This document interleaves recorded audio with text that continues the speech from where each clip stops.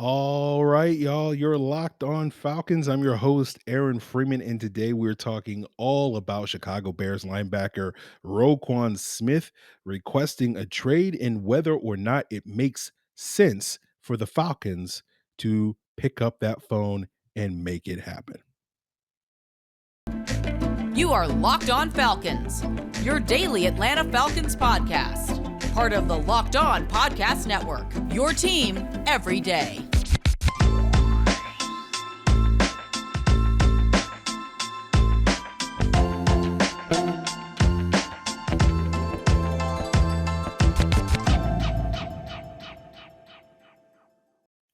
So, guys, you know me. I'm Aaron Freeman, been covering the Falcons for many years, formerly at falcfans.com. RIP, still going strong on Twitter at FalcFans, and of course, the host of this world renowned Locked On Falcons podcast, your daily Atlanta Falcons podcast, right here on the Locked On Sports Atlanta podcast family, your team every day. And of course, we thank everyone that makes Locked On Falcons their first listen each and every day. Of course, Locked On Falcons is free and available Monday through Friday on a variety of podcast platforms, whether you're checking us out on Apple, Odyssey, Google, Spotify, or you can also check us out on YouTube. Hit that bell, give us a like, and you will get the video version of the podcast the night before the audio drops. So today is going to be all about Roquan Smith trade possibilities, and I'll basically say up front, guys, I could see a scenario where Roquan Smith is an Atlanta Falcon in 2023, i.e., next season.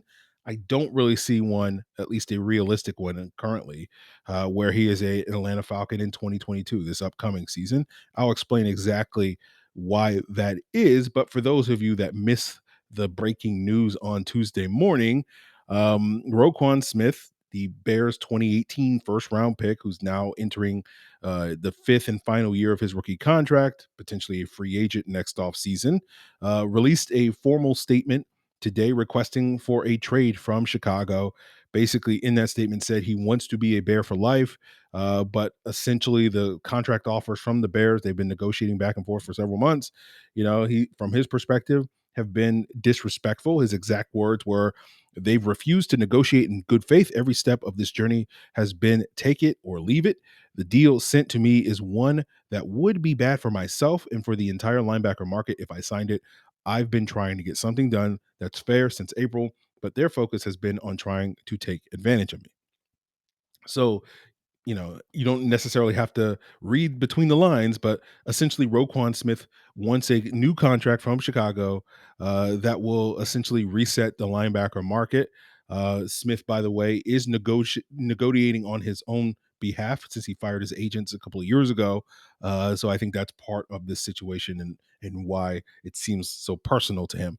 But the highest paid off-ball linebackers in the NFL currently are Shaquille Leonard, aka Darius Leonard, who makes $19.7 million a year on a $98.5 million contract.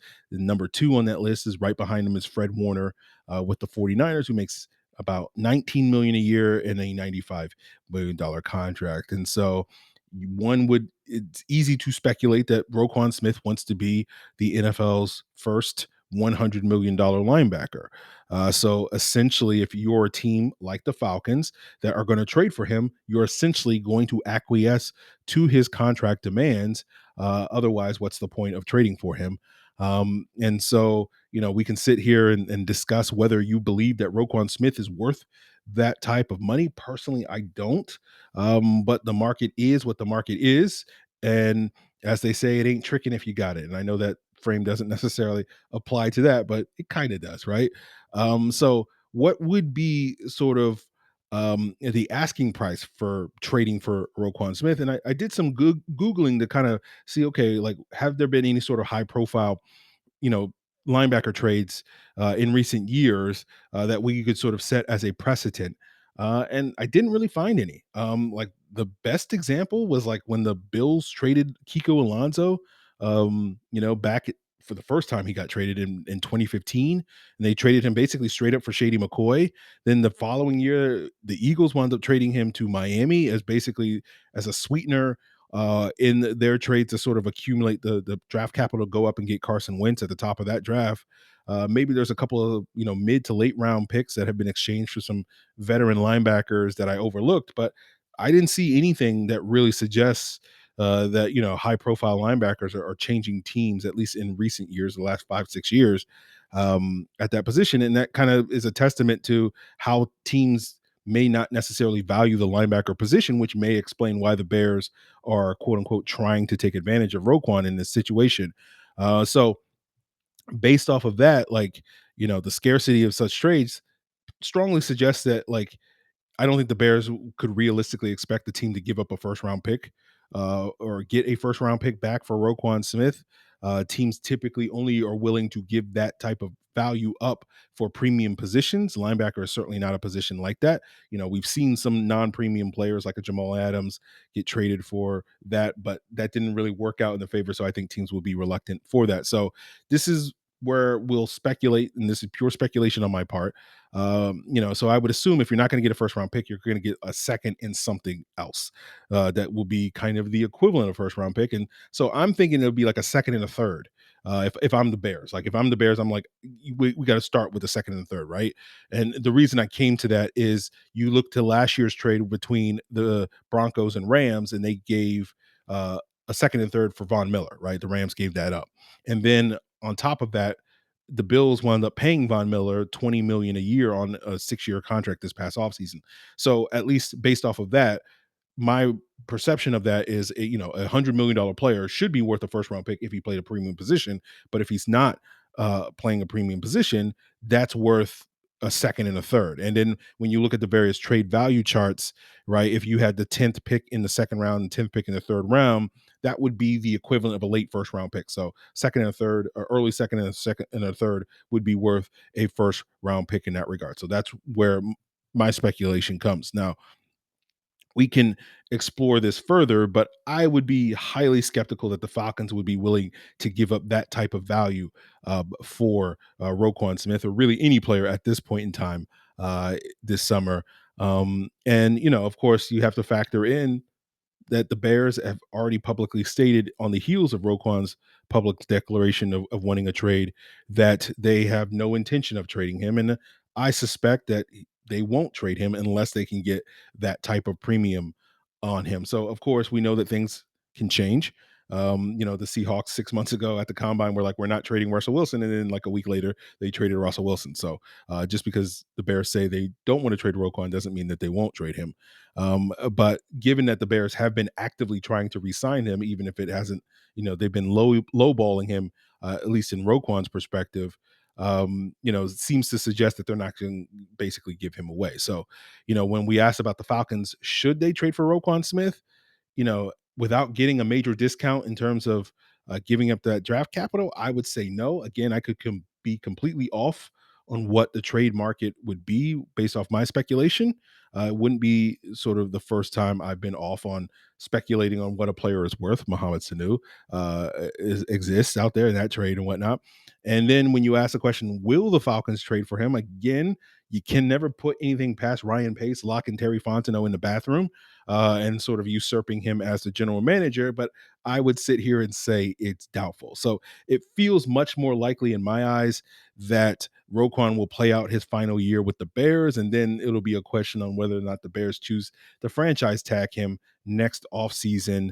And if they don't, then I could see the Falcons, being much more willing to pay that big contract without having to give up premium draft assets to acquire a player like Roquan Smith. But I think the reason why you would be hesitant to do that this summer, but be more open to doing that next March, is because you kind of want to see what Mykal Walker, you kind of want to see what Troy Andersen are going to potentially bring to the table before you make this massive investment in another linebacker from the outside. And so that's kind of how I see it. We'll talk about that a little bit later, but we'll also talk a little bit about Dion Jones and where he figures into. I know a lot of people will speculate, hey, can we package Dion Jones as part of this package so that we don't have to give up those premium draft assets for Roquan Smith?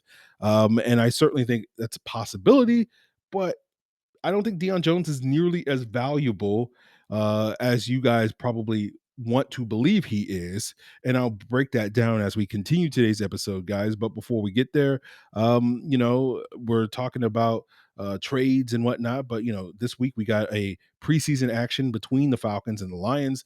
The Falcons, that line has moved already, where previously the Falcons were favored by 2.5 points. As of this recording, the Falcons are only favored by 1 point. So maybe you want to wait a little bit and see if that line continues to move. Maybe you want to take advantage of that action. All you got to do is head on over to the number one source for all your sports betting needs. And of course, we're talking about betonline.net. Whether you're looking for the latest odds, contests, or player props, BetOnline has it all. Whether you want to bet on preseason games, you want to bet on NFL futures like who's going to win Offensive Rookie of the Year, Coach of the Year, Comeback Player of the Year, all that and more. You can bet on futures for the NHL, the NBA, the upcoming World Cup, or you can bet on current events like Major League Baseball, right? You can bet on boxing, UFC, esports, even play your favorite Vegas casino games. All you got to do is head on over to the website today at betonline.net. Learn more about the trends in action. BetOnline, where the game starts. So, basically, when it comes to Dion Jones, I don't think he's really moving the needle in terms of a speculative Roquan Smith trade. And the reason why I think that is because, the Falcons have essentially been trying to trade Dion Jones since March of 2021. So, we're almost at 18 months since the Falcons have been shopping Dion Jones quietly or explicitly. Um, and they've gotten no takers in that time. And I would believe that if the Falcons, sitting here today, if the Falcons could get like a late round pick for Dion Jones, like a 6th round pick, they would take that. They would unload Dion Jones just to unload that contract at this point in time. And so I have a hard time believing that throwing Dion Jones into a Roquan Smith trade is going to suddenly like replace one of these premium picks, right? If it's second and third, I don't think a second in Dion Jones or a third in Dion Jones is going to move the needle enough for the Bears to accept that. Now I know some of you will sit here and say, well, the Falcons don't really want to trade Dion Jones, Aaron, or you're sitting here saying, well, the reason why they haven't traded Dion Jones over the last 18 months is because they're waiting for a good deal. And I can say with a great degree of confidence that both of those statements are wrong. I have it on extremely good authority that they do want to trade Dion Jones. And the reason why they haven't yet, again on similar authority, is because the market doesn't exist, right? You type in the Dion Jones trade market in Google Maps, metaphorically speaking, and it's going to say image not found, right? Um, and so like that's why I continue to believe and continue to speculate that when push comes to shove later this month, when final cuts are going to have to be made August 30th, so over the next 3 weeks, if a trade market doesn't develop in the next 3 weeks, I think the Falcons will decide to cut Dion Jones. I could certainly be wrong about that. Wouldn't be the first time I've been wrong about a thing, the third time maybe that I've been wrong about a thing. And yes, I've made that joke before, and I will continue to remake that joke time and time again. Anybody that's a regular listener of Locked On Falcons knows that I will run a joke into the ground, especially if it's really corny. But that's been part of the reason why, guys, like I've been speculating for months that I don't think a Dion Jones trade is going to happen. But I at the same time, I also don't think Dion Jones is going to be on the roster, right? And part of that is you're looking at some of these teams that we have speculated in the past would probably be inclined to trade for Dion Jones. A team like the Jets, where Jeff Ulbrich is there, they just recently picked up Quan Alexander. Right, a team like Dallas, where Dan Quinn is, they just recently picked up Anthony Barr. Even Washington was a team that we talked about has been looking for some linebacker help. They just recently signed Nate Gary this summer. So we'll see what happens. I think really the situation with the Falcons and Dion Jones is that they're waiting for an injury elsewhere to happen. And then all of a sudden a market for Dion Jones may develop then. But if a market doesn't develop, there's basically 3 choices the Falcons have. They can either keep Dion Jones, paying him $20 million in terms of his cap hit, and let him ride the bench and have a $20 million player. And essentially it's a Sam Darnold situation where I think Sam Darnold's the only backup player that's going to make $20 million this year. Or they could keep him, pay him $20 million, and because of that, start him. But obviously that's going to affect Mykal Walker's development, and I don't think the Falcons want to do that. And the third option, which I think is likely, logically conclude, if they're not going to do the first two, they're going to go to the third option, which is wind up cutting him. So that's why I can sit here and speculate again. but with a relative degree of confidence that that will be sort of the end result. So they'll either trade him or they'll, if a market does develop in the next couple of weeks, or they'll cut him. In my humble opinion, I don't see those first two outcomes of keeping him and paying him $20 million as realistic options for this football team. So we'll see what happens between now and August 30th. And I guess technically it won't be August 30th as its hard deadline, because there's a date that first week of the regular season where if you're on the team's roster, I want to say it's the Friday or Saturday before Sunday, or maybe it's earlier in the week. I'm not 100% sure on that. But if you're on the team on that date, your contract, your base salary becomes guaranteed for the remainder of the year. And so that's really the hard deadline for the Falcons, where if they want to not avoid having to guarantee Dion Jones's contract in its entirety, they will have to make a trade then and there. So we'll see how that plays out. But um, I really do think the Falcons want to see what Mykal Walker especially can do. We've talked about Nick Kwiatkowski being a potential starter here, but it seems like Mykal Walker has, gotten all those first team reps and seems like he's handling it really well. And we've had multiple people come on the podcast and talk up Mykal Walker. And, I think that's the plan right now. And with him and Troy Andersen, you have some two low cost potential starters already on your roster that are also young, similar to Roquan Smith. Roquan's only 25, so obviously he has a long future ahead of him, but so do Walker and Andersen. Now, Anderson's probably going to redshirt this year, play primarily on special teams this year, but you have two potential really cheap starters. Walker has 2 years left on his contract if you include this year and next year.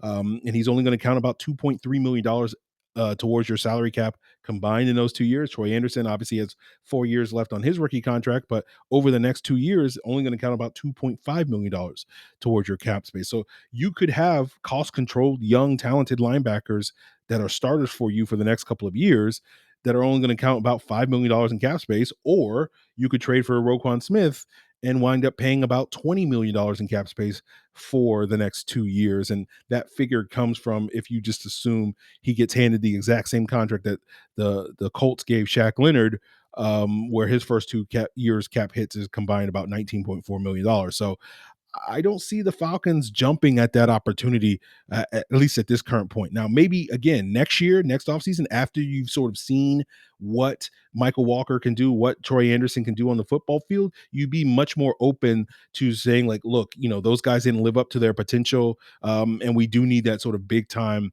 high price linebacker, next offseason.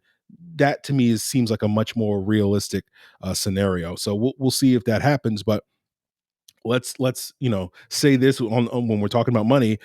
It's not because the Falcons can't afford to trade for Roquan Smith. Finances aren't really an obstacle for them. It's just, to me, opportunity is really an obstacle for them, right? They have enough cap space to absorb Roquan Smith's $9.7 million base salary in a trade. Right now, I think they're about 12 or $13 million under the salary cap.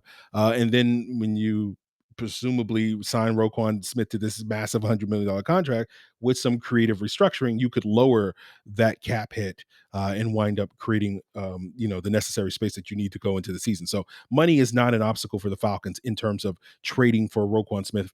Just from a salary cap standpoint, it's just more, do you want to pay that sort of premium for a player when you don't necessarily have to, if you believe in Mykal Walker, if you believe in Troy Andersen. And while I am not necessarily the person known for driving the Mykal Walker or Troy Andersen bandwagon within the fan base, I certainly think it makes sense, given where the team is in their rebuild, to sort of at least kick their tires for this season before you make some big splash at the linebacker position. You want to make, if you're going to spend $100 million on a player, you want to make an informed decision on that. And we'll talk about, why that is and why certain other players like an AJ Terrell, if someone's going to get $100 million from this Falcons team on the defense in the next, year, it should be AJ Terrell rather than a Roquan Smith. And we'll get more into that as we continue today's episode, guys. But before we get there, I do want to plug the Locked On Sports Atlanta podcast feed, where, of course, you can get 3 daily shows devoted to not only local teams, but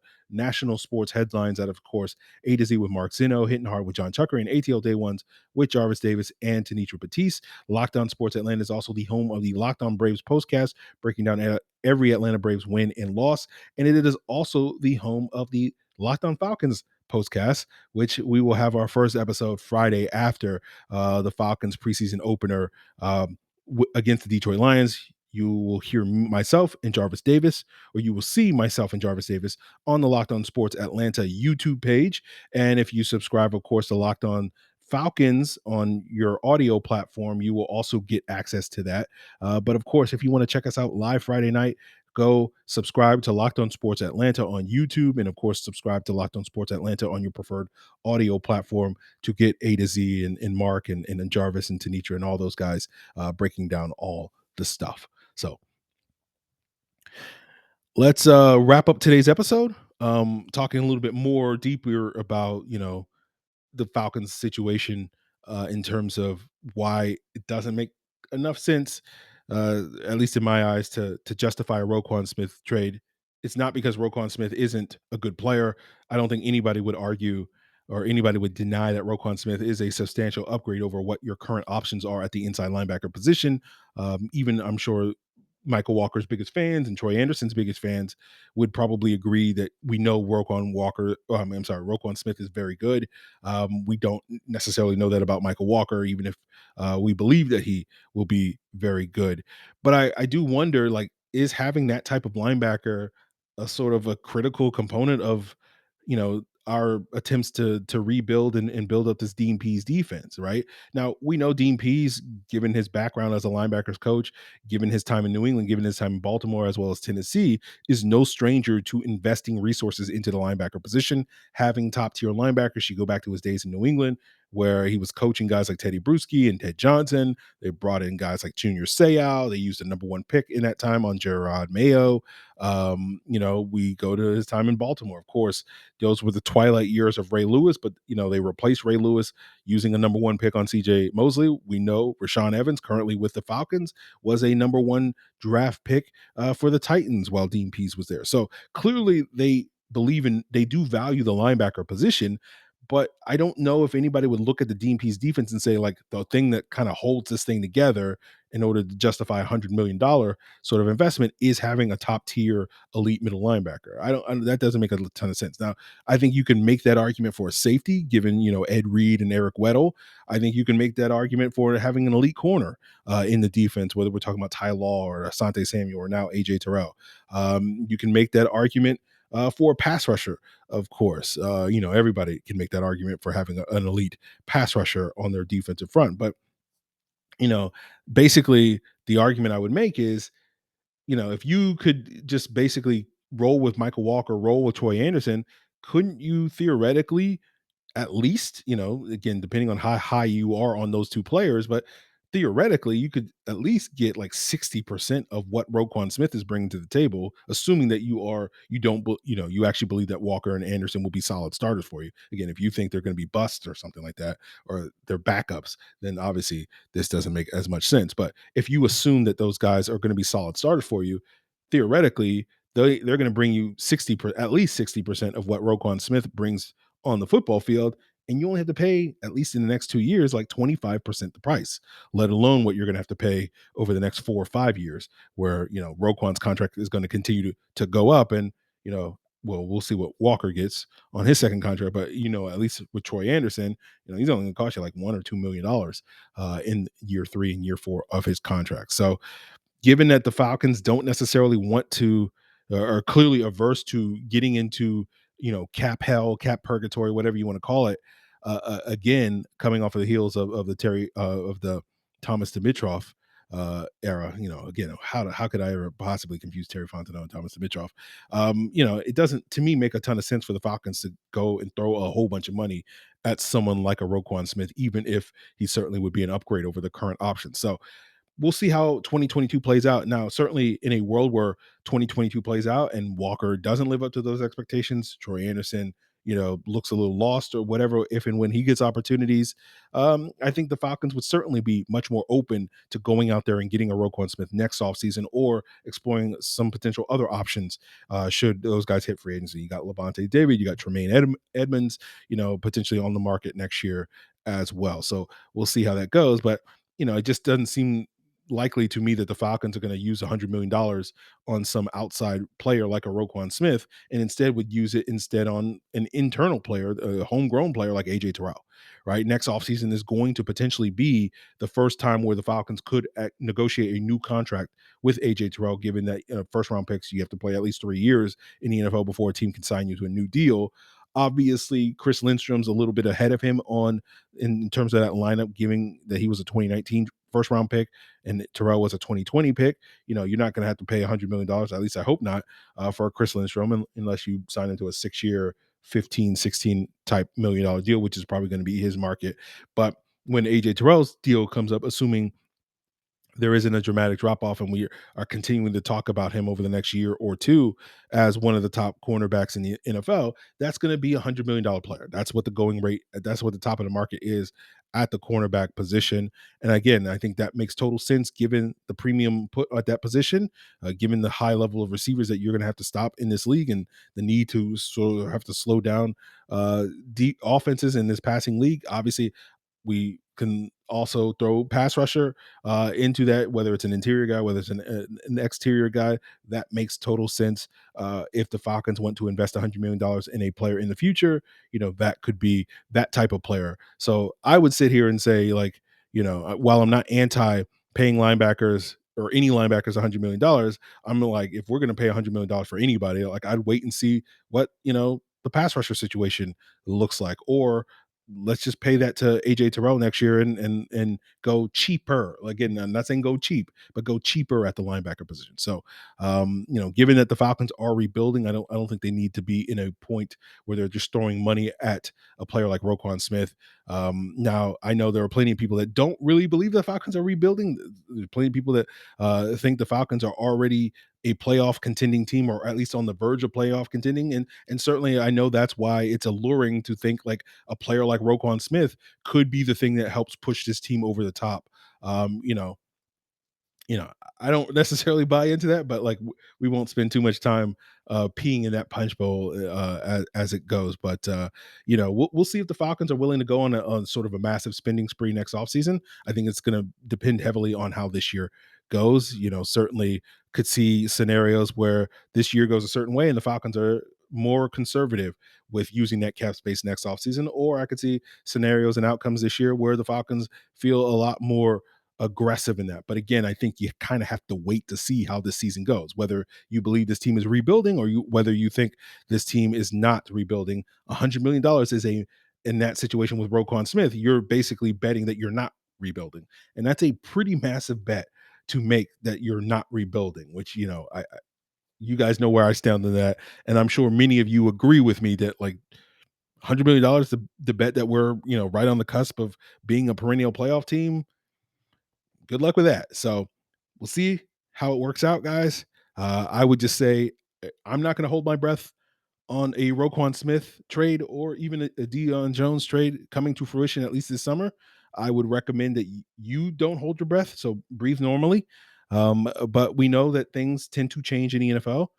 So we'll see what happens over the next 3 to 4 weeks and see if things change. And if they do, we'll revisit these topics again. But without a sort of major shakeup to the status quo, whether that's involving Roquan Smith or Dion Jones or Mykal Walker or Troy Andersen, doesn't seem likely to me. But obviously, we can speculate about it. And of course, it's fun to talk about these things, even if I don't see it coming to fruition. Of course, we'll have a lot of jokes about, and we'll be snarky about Ryan Pace, you know, and how he's going to, slash Terry Fontenot's tires. So that he won't be able to come into work and see if he can make a trade there. So that's it, guys. Today was supposed to be a Q&A. Only one of you sent in a question, and it was about Roquan Smith. So I hope that person is happy. I'll just read AJ Evans's question. He's the only person that cares about the Q&As on this podcast, which is disappointing to me. But he basically asked, Roquan has requested a trade, and the Falcons could always use front seven help. what would a package look like and what are you willing to give? In my opinion, first round picks are untouchable, but this is once again 3D chess by the Ryan Pace regime to bring him home, and the trade will end up being Jalen Mayfield in the second round pick. Just kidding. LOL. So, AJ, really appreciate the insight. And yes, we will keep the Ryan Pace, Terry Fontenot jokes coming. I don't know if Jalen Mayfield's going to sweeten that pot, but Jalen Mayfield probably could start on the Bears right currently because they're probably the only team that has a worse offensive line situation than the Falcons have. But we'll see if the offensive line can sort of move the needle and make us feel a little bit better about that situation on Friday night. That's going to be certainly a key focus. We'll be talking about that potentially on tomorrow episode and certainly later in the week where we'll be joined by Jarvis Davis to sort of preview that game, and of course on Friday evening to sort of give you the recap of that game in our preseason postcast on the Locked On Sports Atlanta podcast feed. But if you forgot to hit send on that Q&A question, we can have an opportunity to get to it on tomorrow's episode. Of course, you know where to hit me up. AJ hit me up on email at lockedonfalcons@mail.com. You can too. You can leave a comment here on the Locked On Falcons YouTube channel, or of course, you can hit me up on social media at Locked On Falcons, either on Facebook or on Twitter. So, guys, really appreciate you for tuning in. Enjoyed talking and speculating about Roquan Smith. It's fun. It certainly beats, talking about how Felipe Franks is coming for Marcus Mariota's starting job. Although I do, maybe we'll entertain the possibility that Desmond Ridder is closing the gap on Marcus Mariota on tomorrow's podcast, but that we'll save that till tomorrow. Maybe we'll explain that a little bit deeper on tomorrow's episode. But guys, really appreciate you for making Locked On Falcons your first listen. Always recommend your second listen being Locked On Sports Atlanta, Locked On Braves, Locked On Hawks, Locked On Bulldogs, and of course Locked On Fantasy Football, where expert Vinny Iyer, with 20 years of expertise, is helping you get ready for this upcoming fantasy football season and help you get geared up for your upcoming fantasy drafts. So check out Locked On Fantasy Football as your second listen, part of the Locked On Podcast Network, your team every day, on all the same podcast platforms that you are currently watching and or listening to Locked On Falcons. So guys, really appreciate it. Till then.